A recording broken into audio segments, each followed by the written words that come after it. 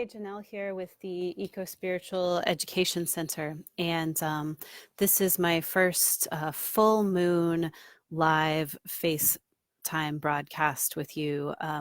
My newsletter comes out on the new moon. And from now on, also on the full moon, I'll be doing these live sessions. So you can join me here somewhere in the days surrounding the full moon. And I'll start to give you a heads up when this is happening. And get to know me a little bit better and ask your questions. So today I'm going to be talking about something that comes up a lot when I work directly with clients and also just in exploring life itself. And that is the idea that we use in massage as kind of an aphorism that where it hurts, it isn't, which is the idea that where you feel the pain is not necessarily where the source of the pain is coming from. So if you come in, you say, oh, my shoulder is really, really tight.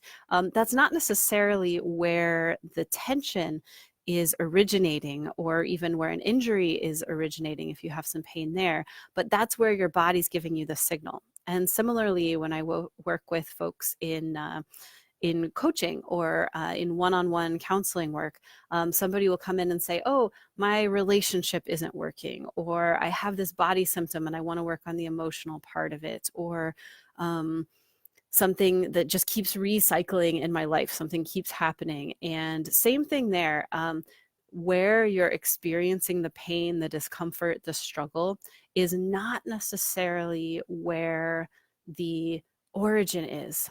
And anybody who's done family systems work or work on your ancestry or work on your social systems has gotten in touch with that a little bit. And one of the really interesting things that I've had happen with both massage therapy and coaching clients is people come in and they already have their prescription. And it's a really strong sign that where somebody's experiencing the pain is not necessarily where it's starting. So somebody will come in and they'll say, I have back pain. I have back pain in this area and I want you to spend, and I've really had this happen. Somebody will say, I want you to spend 30 minutes on this area and 5 minutes on this area and 10 minutes on this area. And I don't want you to touch any of these other areas that don't hurt. And so I have to find this balance, right? Because I want to support somebody's, what process work calls the primary process. They have an idea. They want to come in and do this thing. I want to support that. I want to help somebody feel like their needs are being met. And at the same time, it takes a little bit to explain, hey, sometimes if you have pain in your lower back, it might be because of the placement of your foot or because of some tension above or below, like in your glutes or in your chest or your upper back, something that's pulling in the opposite direction, someplace where you don't actually feel the pain, but it's referring to that area or that area is being affected. And that's where you notice it. That's where the body cries out and says, hey, I need some attention paid to this situation. And similarly, I'll have somebody come in for something like abdominal massage, which is one of my specializations. And they'll ask me, why do you work on the back? Or why do you work anywhere else? Why do you work anywhere but my abdomen during this session? And I have to explain the 360-degree nature of the body. And it's something that so many people are disconnected from, that we don't get taught in school. Even if you play sports, you don't really get taught this depth understanding of your own body. But we are connected from head to toe by connective tissue, and particularly a type of connective tissue called fascia, which is endlessly fascinating. There are some folks dedicating their careers now to studying just how this fascia works.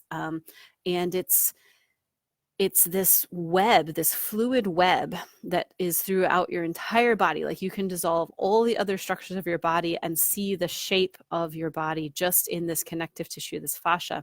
And it's simultaneously extremely strong and extremely malleable. So it's very responsive. If you have an experience, the fascia will hold in a certain position to respond to that experience, or it'll reconstruct itself to respond to that experience.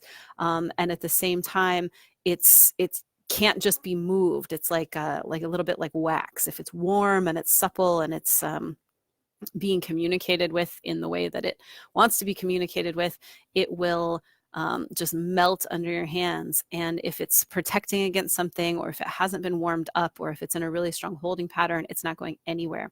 And so working on any one part of the body and helping the fascia come into a place of greater support and alignment affects the entire rest of the body. So it's like this with our minds too. It's like this with our inner process, and even our relationship process, and our relationship to the world. So sometimes I'll have somebody come in and they'll say, I'm really exhausted and I'm working really hard and I have this really strong goal and I need to make sure that I get where I want to go. And I need you to help me not be so tired. And the primary identity there is saying, I have this place to go, I must get there. But the secondary experience, the experience in the background, the experience that's where it hurts, it isn't, is actually saying, I'm tired, I need to stop, I need to pause. And sometimes it can feel either culturally or personally almost dangerous to listen to that, to pause, to rest, to find out what's under that rest. Is it just a straightforward need for rest? Is it a need to be a little bit more dreamy, a little bit more creative, a little bit more related? There are lots and lots of things that can be behind that, but the place where it hurts, this place that says, I must achieve, I must get there, I'm so tired, but I can't stop, is not actually where the juice is, or where the source is, right? The source is this underlying place that's saying, I'm not even being heard. I'm not even being met. I am tired and I need to dream, or I need to sort of dream into the future, or dream into the past, or listen to my body, or experience more beauty, whatever it is. It's different for every person.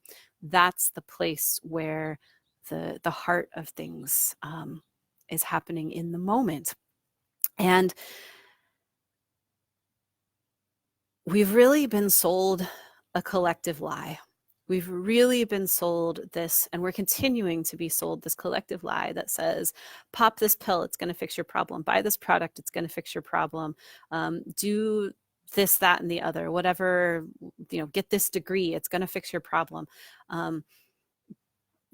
Have more sex, it's going to fix your problem. Whatever it is, there's like this sort of pill popping scenario that we've been sold that says 1 + 1 = 2.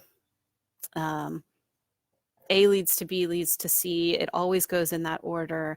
There's one easy, straightforward fix. And that takes away all of the diversity of your world, and your inner experience, and your relationship experience, and the experience of your body. And for every single person, the source of something might be different. One person might have stomach pain because they're having anxiety, and another person might have stomach pain because they're lactose intolerant, and another person might have stomach pain because they're holding lots of emotion in and they don't know how to let it out and just scream and express, right? There's lots of reasons that the same surface level problem can be occurring. And so when I work with people on things like dreams or body symptoms or goals, I'm always holding this big picture that says, where is the source for you? Where is the dreaming? Where is the relationship? Where is that unknown, mysterious, interesting place that is not necessarily obvious, and maybe is not the place that you ever would have gone on your own because you're blocking it out of your awareness? And same thing with the body. Where is that place that that you're really holding? Not the place that you're feeling the pain. It feels good to work on that area, but the place that you're really holding. How can we go into this dreaming? How can we explore the mystery of the world? I love doing this conversation on the full moon, just like I love writing my newsletter on the new moon, because it's in cycle with this sort of pull, this mysterious experience. Even though we understand it here, we have the science. This is, the moon moves in relationship to the earth moves in relationship to the sun, and the gravity is pulling us in different directions based on the based on those positions, the tide is drawn by the moon back and forth. Like we understand the technicalities of these things, but the mystery of it is the feeling and the sense of what's happening in the dark space, what's happening in the brightly lit space that changes over time in really subtle ways that we can sense in our relationship to the world. Why do I feel different when the moon is full or when the moon is dark? Why do I feel different in different cycles of the seasons? Not just from a biochemical perspective, but from a life myth perspective, from a sense of deep personal awareness and deep personal connection. And this shows up in ecology in a lot of different ways too. It's like you can't separate the parts from the whole. You can't have just the science. You can't have just the dreaming. You can't have just the storytelling or the mythology. You have to have all of it together to really connect to what's happening. And still, we don't fully understand. You know, I live in the Pacific Northwest where salmon are a keystone species of the ecology here. And salmon are really not that well understood, even though westernized industrial society has started to endanger their existence and their health. We still don't understand them. They go far, far, far out into the ocean to depths that are difficult to track. They come back to the exact place where they spawned or where they were born, and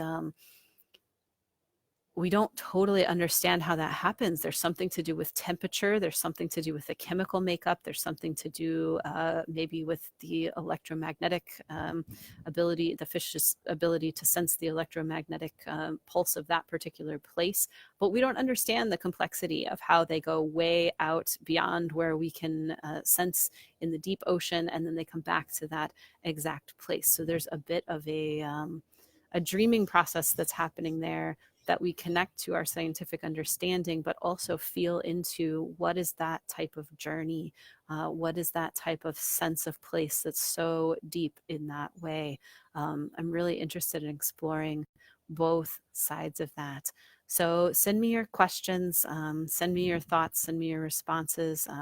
Let me know if that type of work is interesting to you, and happy full moon.